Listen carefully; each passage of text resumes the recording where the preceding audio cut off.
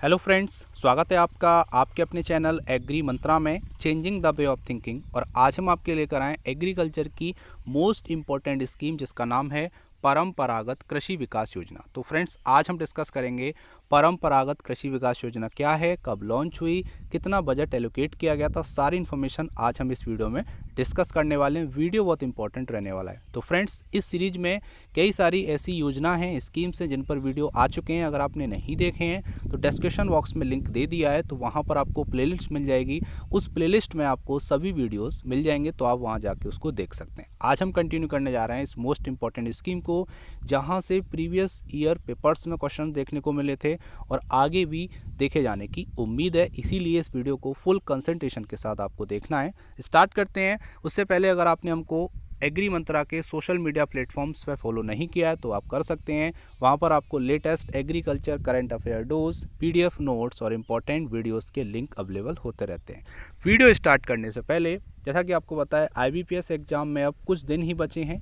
अपनी तैयारी को टेस्ट के साथ बेहतर करें। अनअकैडमी लेकर आया है एक्यूलेट, एक फ्री टेस्ट सीरीज जो हर महीने की 18 तारीख को होगा। हर महीने एक डिफरेंट टारगेट एग्जाम के साथ। इस बार IBPS PO मेंस पर बेस्ड है ये फ्री टेस्ट। यही नहीं, इसमें कवर होगा इंग्लिश, क्वांटिटेटिव एप्टीट्यूड और रीजनिंग, बिल्कुल फुल लेंथ टेस्ट की तरह। अटेम्प्ट करने पर आपको मिलेगी परफॉर्मेंस रिपोर्ट और टॉप 5 रैंकर्स को मिलेंगे अमेजॉन वाउचर ₹5000, 4000, 3000, 2000 और 1000 के। एक्यूलेट टेस्ट बिल्कुल फ्री है, तो जल्दी से डिस्क्रिप्शन बॉक्स में दिए लिंक पर क्लिक करके एनरोल करें और अटेम्प्ट करें एक्यूलेट 18 नवंबर को शाम को 6 बजे, बिल्कुल फ्री। तो यहाँ पर 18 नवंबर को आपको एक टेस्ट सीरीज होगी जो कि एक्यूलेट प्रोग्राम के थ्रू कराई जाएगी, जहाँ पर इस बार टारगेट है IBPS PO में। तो अगर आप इंटरेस्टेड हैं तो डिस्क्रिप्शन में लिंक दिया हुआ है, वहाँ जाके आप एनरोल कर सकते हैं और ये टेस्ट सीरीज 18 नवंबर को दे सकते हैं, जो कि मोस्ट इंपॉर्टेंट रहेगी आपके एग्जाम के पॉइंट ऑफ व्यू से। तो जल्दी जाइए, सारी डिटेल आपको डिस्क्रिप्शन बॉक्स में दी हुई है। तो फ्रेंड्स, आज हम बात करने वाले हैं इस स्कीम के बारे में जो कि है परंपरागत कृषि विकास योजना। सबसे पहला पॉइंट कि ये योजना कब लॉन्च हुई, यहाँ से क्वेश्चन सीधा सीधा आता है। तो अप्रैल 2015, ठीक है, अप्रैल 2015 में इस स्कीम को लॉन्च किया गया। अगर आपको ऑप्शन में 2015-16 भी दिख जाता है तब भी आपको कन्फ्यूज नहीं होना, ये भी सही है, ठीक है, इसको भी आप टिक कर सकते हैं। आपको कोई भी कन्फ्यूज होने की बात नहीं है, सारी चीज़ें हम यहाँ पर क्लियर करते हुए चलेंगे। सेकंड, यहाँ पर जो पॉइंट आएगा वो आएगा कि ये जो स्कीम है ये कंपोनेंट है सॉइल हेल्थ मैनेजमेंट का, जिसको SHM बोलते हैं। और सॉइल हेल्थ मैनेजमेंट एक मेजर प्रोजेक्ट का हिस्सा है जिसका नाम है national mission of sustainable agriculture, इसको NMSA के नाम से जाना जाता है। तो NMSA का पार्ट है आपका सॉइल हेल्थ मैनेजमेंट, और सॉइल हेल्थ मैनेजमेंट का एक कंपोनेंट है परंपरागत कृषि विकास योजना, जिसको PKVY के नाम से जाना जाता है। इतना आपको क्लियर करना है। आगे यहाँ पर बोला जा रहा है कि जो ये स्कीम है, ये योजना है परंपरागत कृषि विकास योजना, इसका उद्देश्य क्या है, यहाँ से भी क्वेश्चन पूछा जाता है।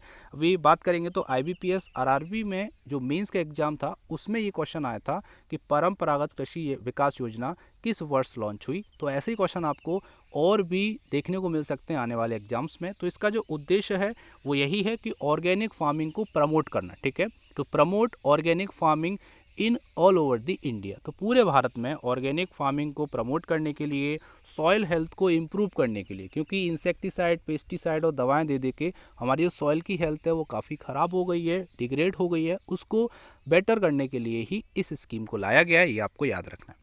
आगे यहाँ पर एक और पॉइंट है जो कि करंट का है, 2020 में डेटा आया था कि India rank first in number of organic farmer. तो ऑर्गेनिक फार्मर्स की दृष्टि से देखें तो भारत फर्स्ट रैंक पर है, ठीक है, नंबर 1 पे है।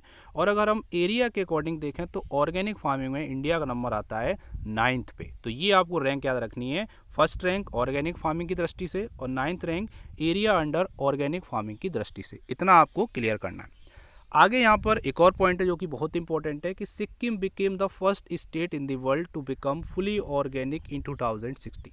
तो 2016 में सिक्किम पूरे विश्व का एक पहला ऐसा राज्य था जिसको ऑर्गेनिक स्टेट के नाम से जाना गया, उसको डिक्लेयर किया गया ऑर्गेनिक स्टेट ऑफ वर्ल्ड, ठीक है। यहाँ से भी क्वेश्चन आ सकता है, इसीलिए मैंने ये पॉइंट इंक्लूड किया है।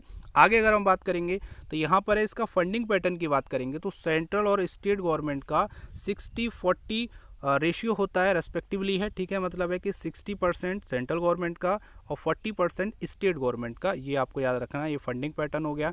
आगे अगर हम बात करेंगे तो जो नॉर्थ ईस्टर्न स्टेट हैं और हिमालयन स्टेट हैं, उनका सेंट्रल और स्टेट का जो फंडिंग होता है वो यहाँ पर होता है 90:10। तो 90% यहाँ पे सेंट्रल गवर्नमेंट का और 10% स्टेट गवर्नमेंट का। अगर हम यूनियन टेरिटरीज़ की बात करेंगे तो ये आपका केंद्र शासित प्रदेश जो होते हैं उनका 100% सेंट्रल गवर्नमेंट यहाँ पर फंडिंग का, यहाँ पर जो बोल सकते हो फंडिंग देने का जो सिस्टम है वो 100% सेंट्रल गवर्नमेंट से आएगा। ये यहाँ पर आपको क्लियर करना है, बिल्कुल भी आपको कंफ्यूज नहीं होना है।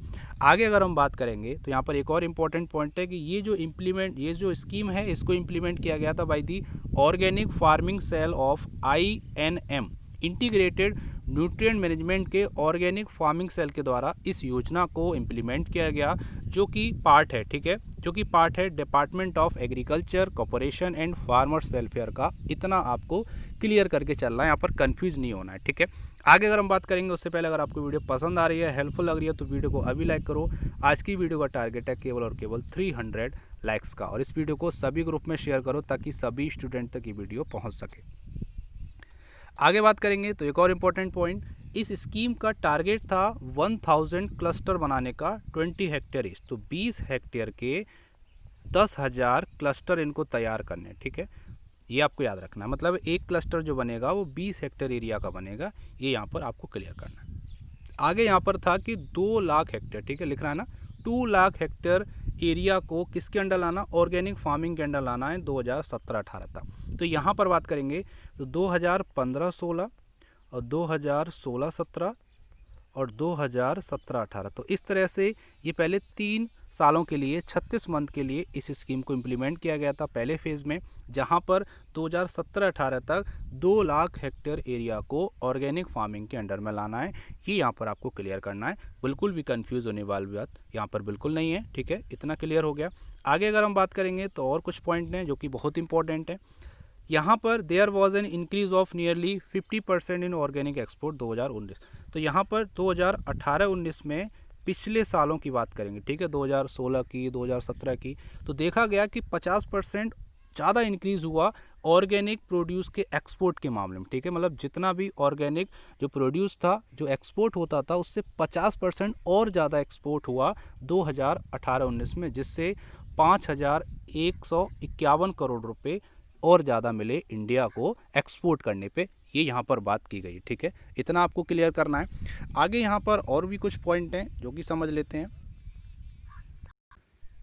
आगे बात करेंगे तो FSSAI के अकॉर्डिंग जो ऑर्गेनिक फार्मिंग की डेफिनेशन है वो उन्होंने यहाँ पे दी है, is a system of farm design and management to create an ecosystem of agriculture production without the use of synthetic external input. तो यहाँ पर कहने का उद्देश्य है कि ऑर्गेनिक फार्मिंग एक तरह का सिस्टम है फार्म डिज़ाइन का, और एक मैनेजमेंट है, एक इकोसिस्टम है, जहाँ पर हम बिना कोई सिंथेटिक एक्सटर्नल इनपुट जैसे कोई भी खाद, कोई भी दवाई, केमिकल यूज़ किए बिना ही एग्रीकल्चर में प्रोड्यूस तैयार करते हैं, उत्पन्न करते हैं, ठीक है, ग्रो करते हैं। उसी को यहाँ पर ऑर्गेनिक फार्मिंग की डेफिनेशन दी है FSSAI ने।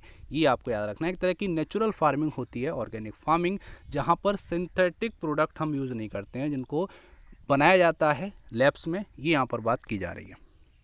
आगे एक और इम्पॉर्टेंट पॉइंट है, तो यहाँ पर मैंने जैसा कि आपको बताया PKVY was implemented in a time frame of 3 year. तो 3 साल के टाइम फ्रेम में इसको लॉन्च किया गया था।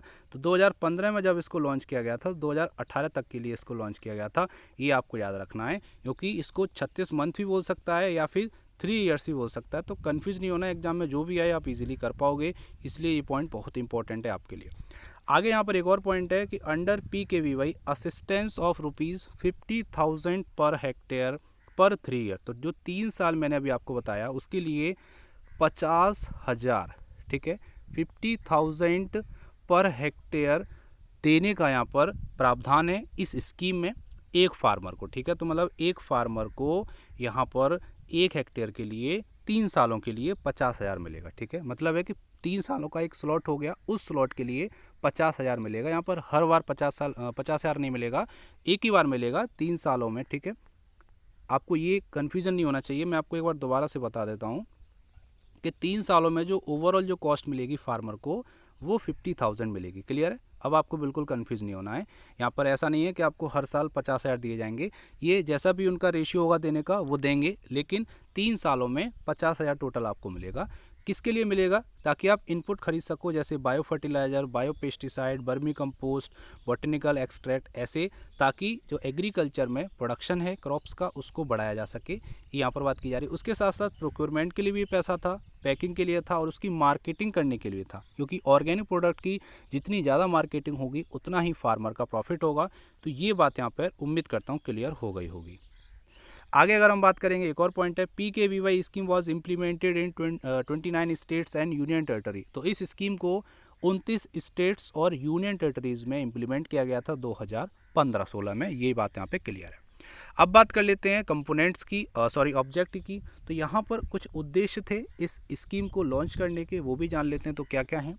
सबसे पहला है promote organic farming among rural youth, farmers, consumer and trader. तो यहाँ पर रूरल यूथ्स में, फार्मर्स में, कंज्यूमर्स में और ट्रेडर्स में ऑर्गेनिक फार्मिंग को प्रमोट करना ही इस योजना को लाने का उद्देश्य था।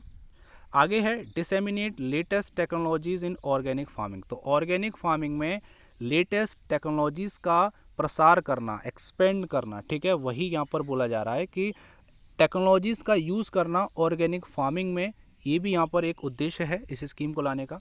एक और इसका ऑब्जेक्ट है वो यहाँ पर है कि एग्रीकल्चर रिसर्च सिस्टम को और अच्छे से उसको यूटिलाइज करना, वहाँ पर और रिसर्च करना, ताकि ऑर्गेनिक फार्मिंग अच्छे से हो सके और केमिकल्स का, दवाओं को कम से कम यूज़ हो पाए। और एक और पॉइंट है, तो यहाँ पर है organise a minimum of 1 cluster demonstration in a village. तो एक विलेज में कम से कम एक क्लस्टर डेमोन्स्ट्रेशन हो जो कि ऑर्गेनिक फार्मिंग पे बेस हो, फार्मर्स को अवेयरनेस मिले, इन्फॉर्मेशन मिले, नॉलेज मिले, ऑर्गेनिक फार्मिंग क्या होती है, क्या क्या फ़ायदे हैं, अगर ऑर्गेनिक फार्मिंग नहीं करते हैं तो क्या क्या नुकसान झेलने पड़ेंगे, जो कि अभी तक हम लोग करते आ रहे हैं दवाओं का यूज़ करके, उससे कई सारे डिसएडवांटेज हैं जो हमको देखने को मिल रहे हैं। तो ये सारी चीज़ें होनी चाहिए और गाँव में एक डेमोन्स्ट्रेशन होना चाहिए। ये यहाँ पर उद्देश्य है इस स्कीम का। तो ये था आज का इंपॉर्टेंट सेशन। उम्मीद करते हैं सेशन पसंद आया होगा, हेल्पफुल लगा होगा। अगर अच्छा लगा तो वीडियो को लाइक करना और इस वीडियो को शेयर करना। So thank you for watching. जय हिंद, जय भारत।